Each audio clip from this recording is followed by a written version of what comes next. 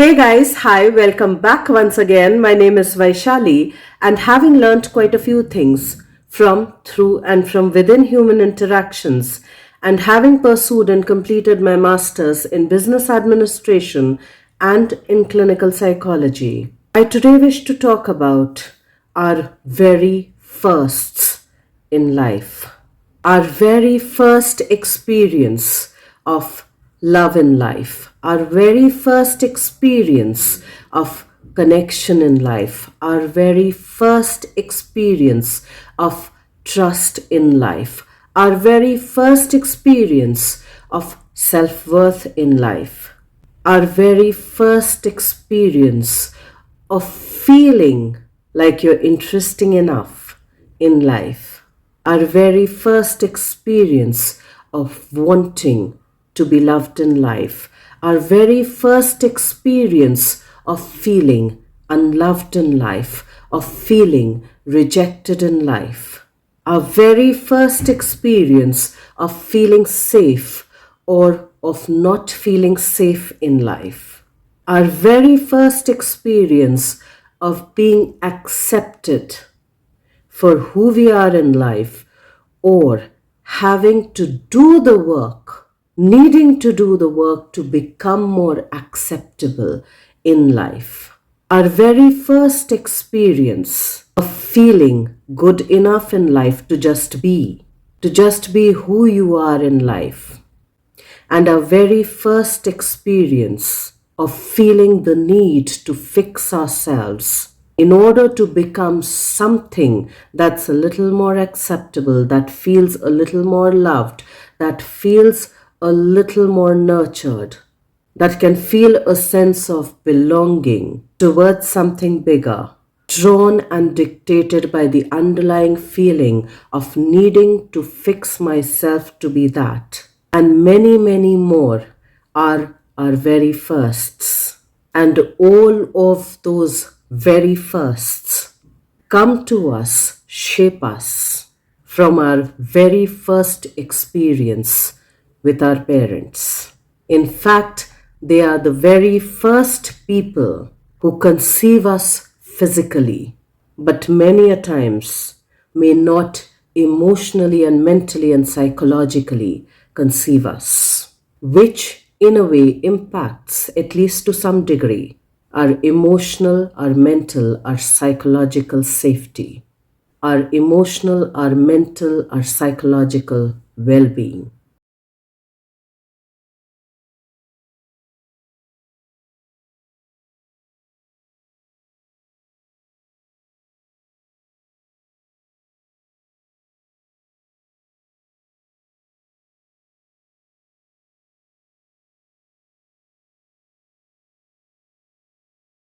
Or at least a few times when parents do conceive us physically for the first time. And whether they feel more excited about it, not excited all the time, but more excited about it, more excited about our conception, or whether they feel overwhelmed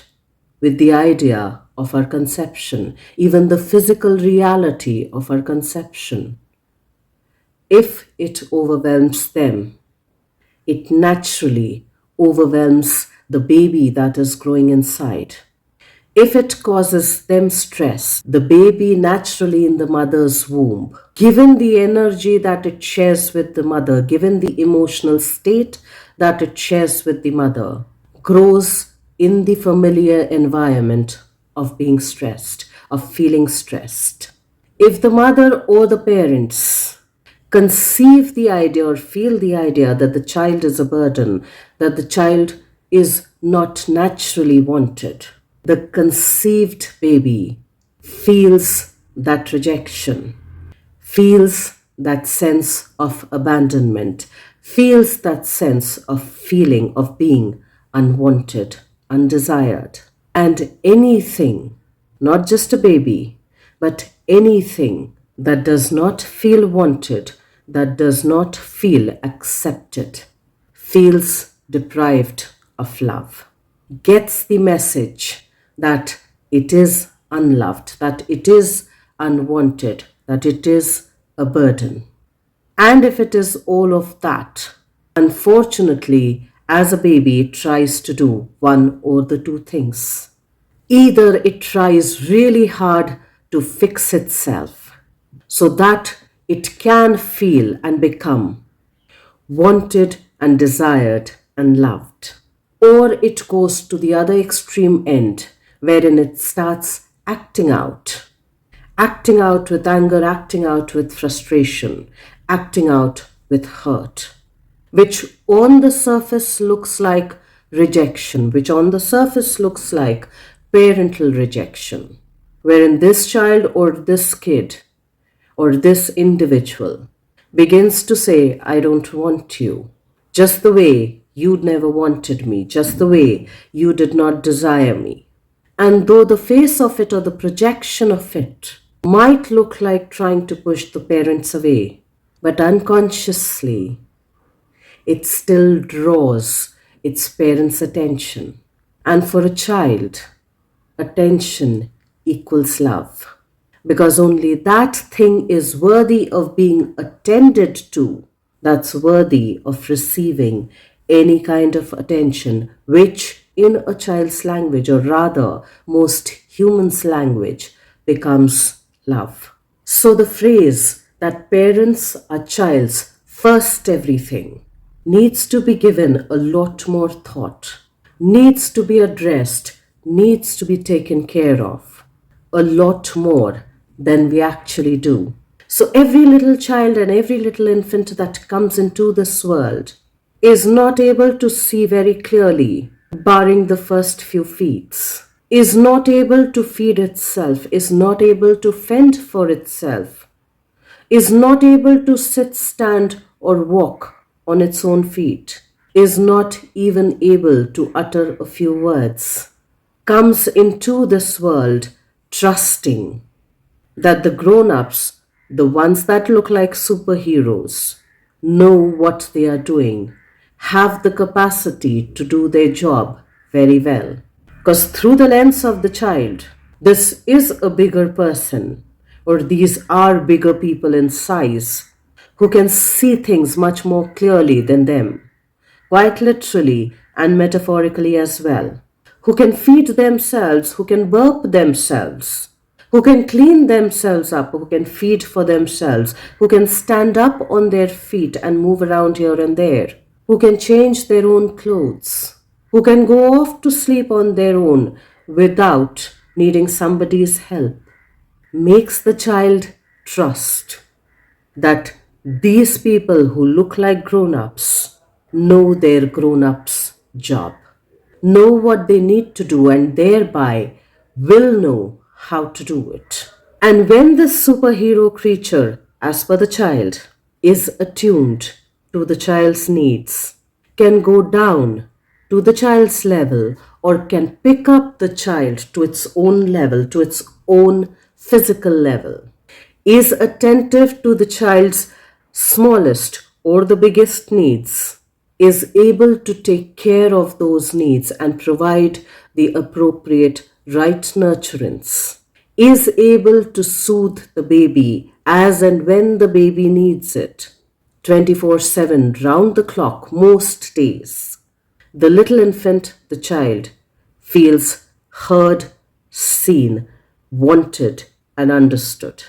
The child knows that it can trust its caretakers, its conceivers, to take care of it. The child quite literally senses it, feels it through its senses, that it is important and thereby worthy enough to be paid attention to be attuned to be nurtured, to feel worthy of belonging and safety, and thereby worthy of being loved for who it actually is, without needing to fix anything, without needing to earn the love, without needing to earn that sense of belonging, without needing to earn that sense of worthiness. And yet, on the other hand, if right from the very beginning, when the child is first conceived physically, but not conceived as a thought, not conceived as an emotion, gets the first feeling of being unwanted, of feeling unwanted, gets the first feeling, the emotion of being a burden, gets the first feeling, the sensation of feeling abandoned. And since its very survival depends on the grown ups, on the parents, quite literally and psychologically as well, it tries and works hard to make its relationship with its parents work. For the child inherently feels that something is wrong with its own self, that something is wrong with me, that I am something wrong. And thereby, if I am able to fix it, if I am able to do the repair on me, I'll be able to do the repair in the relationship with my parent, wherein I feel a little more wanted, wherein I feel a little more desired, wherein I feel the sense of belonging and thereby the sense of safety, which only these grown ups can provide. Unknowingly or unknowingly, if the relationship between the parents and between the parent and the child is not a very harmonious one, the child naturally learns that harmony is not the natural rhythm of life, is not the natural state of the environment. And unknowingly, whatever we get accustomed to then becomes our perception of our normal, then becomes our reality of what is normal. And if that becomes the normal state, out of the experience that we've had in the early formative years, wherein the foundation of our beliefs and everything in life gets laid, quite naturally, the building that will be built up on that foundation will not be a harmonious one because it doesn't know the language and the environment of what harmony looks, feels, and sounds like. If the parent, with regards to their nurturance, with regards to their attunement, with regards to their attention, with regards to their love and care, has been a little more inconsistent, has not been that attuned, the child learns very early, wherein the foundation of its personality and its life is being built, is being shaped, that things around me can't be easily trusted. That attunement, attention, nurturance, care, and love is not the consistent dose that I receive on most days of my life. And thereby, I cannot trust it to be there without me needing to fix it and earn it on most days of my life. The parents are also the first, not just with regards to love, trust, nurturance, dependability, reliability, caregiving, attention, and attunement, but also with regards to self worth. Because only when the child feels, only when the child hears, only when the child sees that the parents are attuned to it, that the parents are attentive towards it, that the parents give their nurturance and love and care and support on most days consistently, it invariably feels that it is getting all of these things, that it is getting all of these aspects met because it is worthy of being attended to, that it is worthy of being nurtured, that it is worthy of being cared for, that it is worthy of being loved. But if that attunement, attention, nurturance, love, care, and support is not present on most days, has been inconsistent on most days during the first formative years of our life, at least the first 3, 5, and 7 years of our lives, it affects the child's or that little person's self-worth. Because then it knows that it has to fix it to be able to earn its worth, to feel belonged and to feel safe within this family group, within its parental environment. The relationship between the parents as well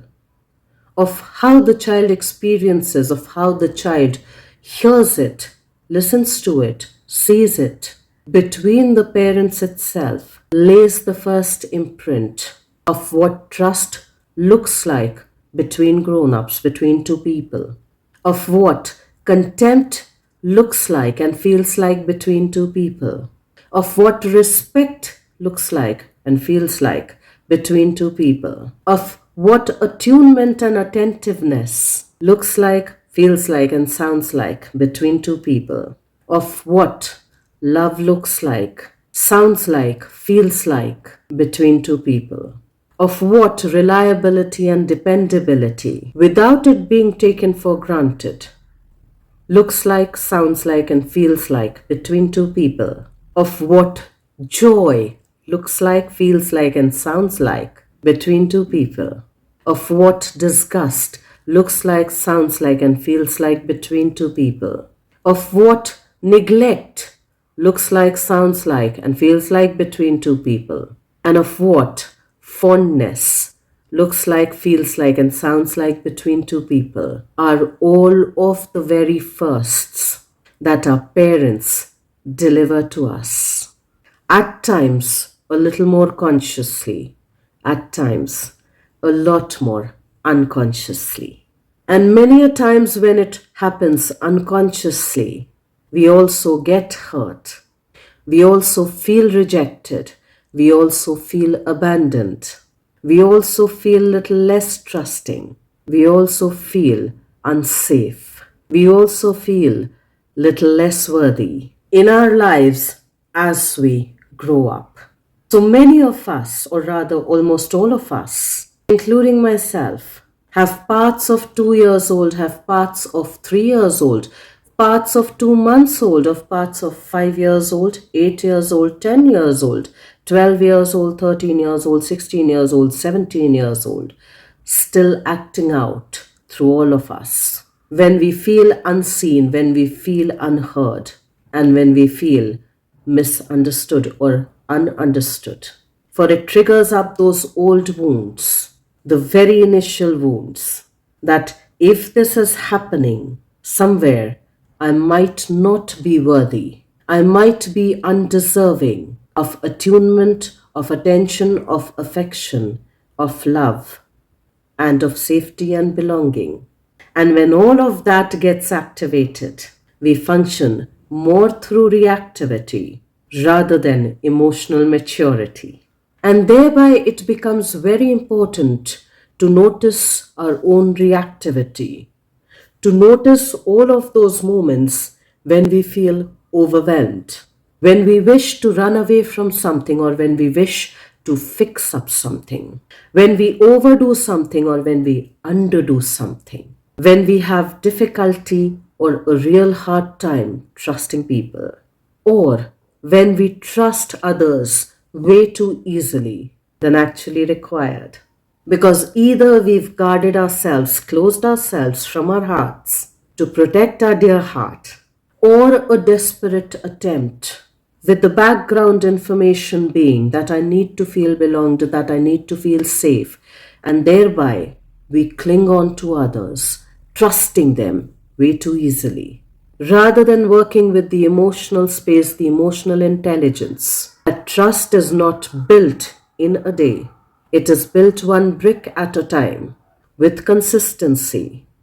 with regards to our words, thoughts, actions, and intentions. And even if it gets broken one brick at a time. Many a times it shows up when we say, I don't have anybody whom I can truly call my own. Many a times it shows up when people say that it's so hard for me to receive love. It's so easy for me to give love, but it's so hard to receive it. What if they leave? What is their intention to love me so unconditionally? What do they want out of me or from me? Because the very first time we experienced love through our first was not unconditional. And thereby our nervous system, i.e., our brain and the entire nervous system, in order to protect us, in order to save us, through its sheer survival instinct, goes to question as to what is the cost price that I'll need to pay if I have to receive this love. It shows up when we are resistant to change, because the saying that the known devil is better than the unknown angel has framed and formed our very first belief about some things or a lot many things in our lives. It shows up when we find it difficult to have hard conversations, or when we say that it's difficult for me to communicate. I'm not very good with communication. Well, let's think about it. No child is born not knowing how to communicate its needs, unless, of course, its vocal cords or some other organ is impaired. But every child knows how to have a different cry when it is hungry, when it needs to be cleaned, when it needs to be burped, when it needs to be put to sleep. It might not know the words, but it has a different cry to make its need be addressed with regards to that particular thing, with regards to that particular moment. And if the caretaker, if the parent, the very first person of its life, is well attuned, it invariably knows how to address the child's need, at least on most days of that infant's or child's life. However, unfortunately, if on most days it is not met,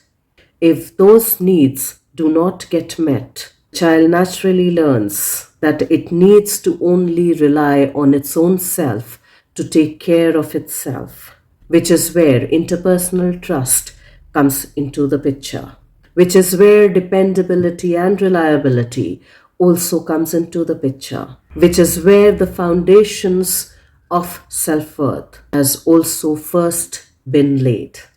So if we say that we are not very good with communication, what we are actually saying is that I've gotten used to somebody not being attuned to me and thereby not being attentive to me to meet my needs. Because I learned very early on that even when I communicated through a cry, the tone of the cry, nobody actually paid attention to me. Or it was on very rare moments that somebody actually was attuned to me and thereby paid attention to me. When we say, or when people say, that I have nobody who has my back, again was learnt from their very first experience in life, where the foundation that nobody has your back was laid, was delivered.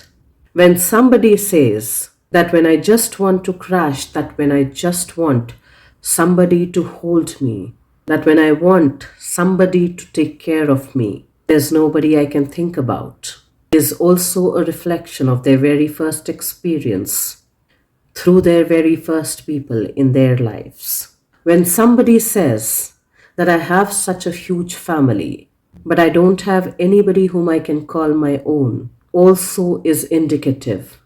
of the very first experience they had through their very first people in their lives. When people say that I am the only one doing the majority of the work, well, it's also talking about the very first experience through the very first people in their lives, wherein they had to do the majority of the work with regards to their parents, with regards to their caretakers, to keep the attachment and to keep the bond, to keep the attunement, to keep the nurturance, to keep the love going. It was that child who was doing those jobs to make the relationship with the parent work. When people have hard time establishing boundaries that is mutually beneficial for the two people or many people in the relationship and for the relationship itself, they are invariably implying that boundaries did not feel safe when they were growing up. The two grown-ups in their lives whom they saw as superheroes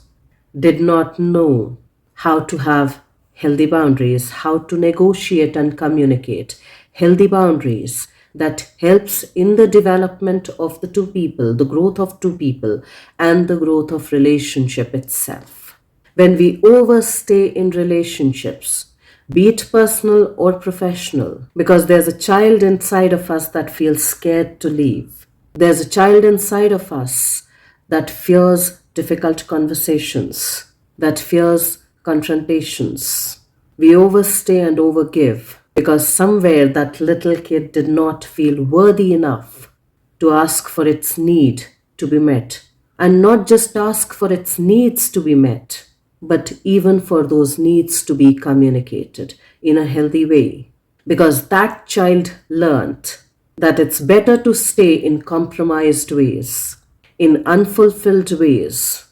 rather than move out, rather than establish its own needs, communicate its own needs, because that could have led to some kind of a punishment or rejection and even abandonment. Or we move out of relationships, spaces and places, professional and personal, way too early without actually attempting to do any kind of a repair work. Because repairing anything